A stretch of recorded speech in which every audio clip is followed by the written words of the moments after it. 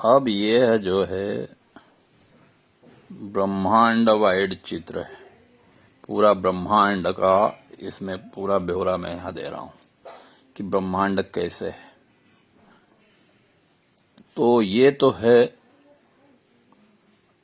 परम अक्षर ब्रह्म के लोक, ये पूरे संपूर्ण परम अक्षर ब्रह्म के लोक।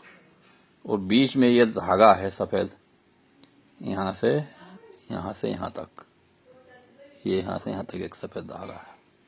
और ये है अक्षर ब्रह्म के लोक और क्षर ब्रह्म के लोक। अक्षर ब्रह्म के लोक और क्षर ब्रह्म के लोक।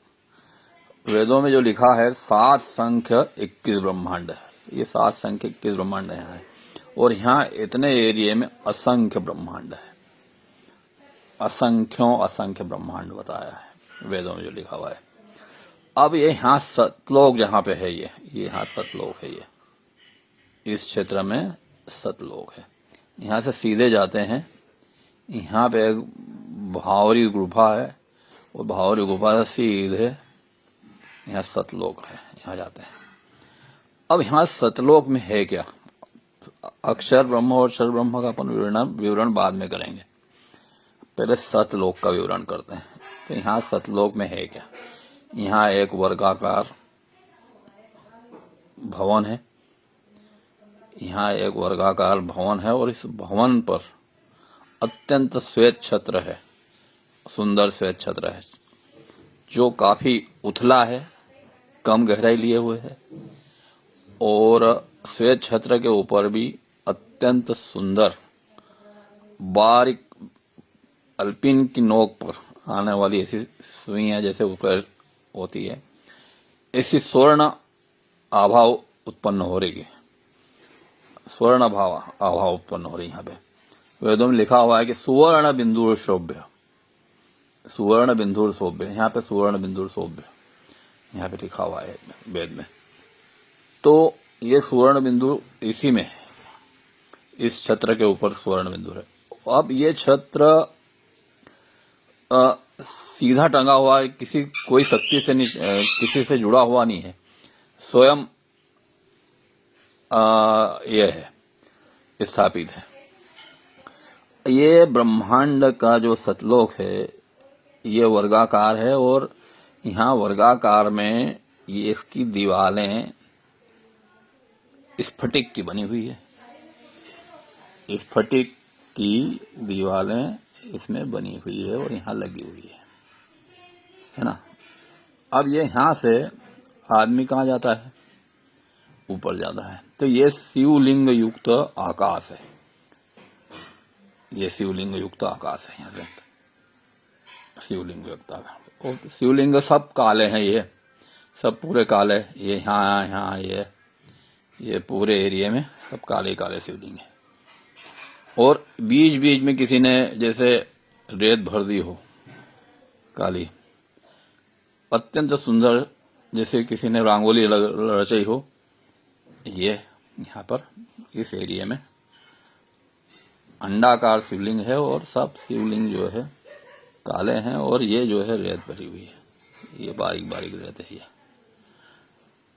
अब यहाँ पर जो है आदमी यहाँ से सतलोक से यहाँ आता है और यहाँ से इनको देख करके यहाँ से सीधा आता है यहाँ पे। तो यहाँ पे एक सूर्य बनता है, मिलता है, जो ऑटोमेटिक है वहां पे सूर्य है ना। तो सूर्य कैसा है? ये सूर्य रक्त वर्ण का है, जिसकी रश्मियां निरंतर जो है घूमती रहती है, निरंतर घूमती रहती है। आपके जो इस घड़ी की सुई की जो घूमती है इसी तरह। और पीछे पीले वर्ण का है, स्थायी चीज है वो, पीले वर्ण का दिखता है वो स्थायी सूर्य है। और इसके आगे जो है घड़ी की सुई की नोक की तरह, अब वो ऊपर तो चौड़ी हो रही है थोड़ी सी, और मध्य में आकर के उसकी किरणें जो रक्त वर्ण की है वो किरणें है इस प्रकार से। और पीले वर्ण का सूर्य पीछे है उसके। तो अच्छा, एक आध किरण नहीं है वो किरणें स्थायी, जैसे घड़ी की सुइयां हैं इस प्रकार से स्थायी है, इसी प्रकार से स्थायी है। और ये स्वर्णमय प्रकाश है, हिरण्यमय प्रकाश, हिरण्य गर्भो भूगर्भो। तो यहाँ महादेव जी है, 18 वर्ष की उम्र के इस हिरण्यमय प्रकाश में उत्पन्न होते हैं, यहाँ पे प्रकट होकर के दर्शन देते हैं। आपके गले में नाग है, आपकी अत्यंत सुंदर छटा है, और इसका वर्णन किसी भी प्रकार से, किसी भी ग्रंथ में, किसी भी तत्व से, किसी भी व्यक्ति से उसका तुलना नहीं हो सकती बंधु। ये यहाँ पर है ना। अब यहाँ पे सिर्फ प्रकट होते हैं, यहाँ रहने का कोई स्थान नहीं है। यहाँ पे तो ये स्वर्ण वर्णित खपा ऐसा उड़ता रहता है, स्वर्ण प्रकाश, निरंतर स्वर्ण प्रकाश उड़ता रहता है। हिरण्य गर्भो इसीलिए कहा गया है। अब इनका रहने का स्थान यहाँ पर भी नहीं है, यहाँ पर है अगम लोक में। इस अगम लोक में स्थान है, जो अकह लोक से इसको यहाँ आकर के, यहाँ से अकह लोक से इसको अगम लोक को देखा जा सकता है। जैसे यहाँ से पृथ्वी से सूर्य को चंद्रमा को देखते हैं या सूर्य को देखते हैं, ये ज्यादा ऊंचाई है, सूर्य की ज्यादा ऊंचाई है या चंद्रमा की ज्यादा ऊंचाई है, उससे कम ऊंचाई है ये अगम लोक, ये अकह लोक, ये अनामय लोक। तो अकह लोक में यहाँ पे शिवलिंग बनता है, शिवलिंग है ये, जो अंगूठे के आकार के बराबर है, अंगूठे के आकार के बराबर है ये शिवलिंग, है ना। ऊपर रक्त वर्ण है और नीचे जो है, नीचे रक्त वर्ण है और ऊपर श्वेत वर्ण है। इस प्रकार से ऊपर नीचे रक्त वर्ण में है और ऊपर श्वेत वर्ण में। यहाँ पे एक बालक है जिसकी उम्र 12 साल की है। ये बालक आदमी है, युवक है, इसकी 18 साल की उम्र है। इसकी जटाएं जो है, मैंने जैसे पहले ही बताया था कि इसके केस अत्यंत सुंदर काले घुंघराले केस हैं जो पीठ पर हैं, किंतु मस्तिष्क पर इनके केस जो है कैसे हैं, सीधे हैं। इनका वर्णन नहीं किया जा सकता बंधुओं। और यहाँ पे जो बालक है, जैसे एक श्वेत कपड़े पहने हुए बालक 12 साल की उम्र का है, जो घूमता रहता है। अब ये कौन है? ये महादेव है, ये भी महादेव है। यहाँ लिंग है, इससे भी स्पष्ट है कि यहाँ महादेव का पूजन करने के लिए ही आ रहे हैं ये। और महादेव ही। अब यहाँ पर अनामय लोक है, ये अनामय लोक है। और अनामय लोक में यहाँ पे अत्यंत सुंदर व्यक्ति है जिसको देखा नहीं जा सकता। ज्यादा हाइट है उसकी, कम से कम 10 फीट मान के चलो। और उसके गले में नाग है, और इसीलिए तारों की पायल झनकारी, इसीलिए कहा है कि उनके शरीर से, जैसे यहाँ से तारे अपन देखते हैं श्वेत वर्ण के, उनकी रोमावली से गोल किसी ने तारे काट करके लगा दी है, छोटे छोटे। प्रत्येक रोम से ऐसे प्रकाश प्रस्फुटित हो रहा है जैसे। और ये प्रकाश स्थायी है। और आप यहाँ पे अनामय लोक में है। और अब यहाँ आगम लोक, अकह लोक, अनामय लोक, और यहाँ पे आपका जो है कौन सा लोक है? अलख लोक।